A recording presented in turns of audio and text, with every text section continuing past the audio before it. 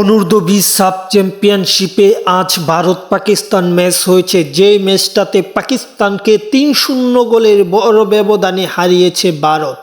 ম্যাচের প্রথমেই শুরুর ২ মিনিটেই গোল পেয়ে যায় ভারত এবং ২ মিনিটের গোলে ১-০ গোলের লিড নিয়ে প্রথমার্ধ শেষ করে। প্রথমার্ধে আর কেউ কোনো গোল করতে পারেনি এবং বিরতি থেকে ফিরে অত্যন্ত সুন্দর খেলে দুই দল।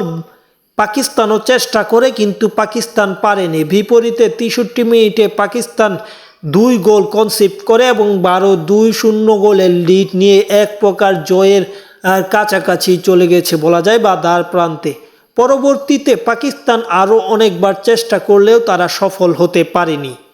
ম্যাচের ৮৬তম মিনিটে ফাউল করে পাকিস্তানের ডিপক্সে ভারতকে ফাউল করলে মূলত পেনাল্টি শুট আউট পায় বা পেনাল্টি পায় ভারত এবং সেই সুযোগটা কাজে লাগিয়ে ৮৭ মিনিটে ৩-০ গোলের বড় একটা লিড নেয় টিম ইন্ডিয়া আন্ডার-19 দল এবং পরবর্তীতে সাব চ্যাম্পিয়নশিপের ৯০ মিনিটে এই ম্যাচটা গড়া এবং অতিরিক্ত ৭ মিনিট শেষ হলে ৩-০ গোলের ব্যবধানে জয় নিয়ে মাঠ ছাড়ে ভারত এবং এই ম্যাচ জিতে সেমিফাইনাল নিশ্চিত করেছে ভারত এবং বাংলাদেশ।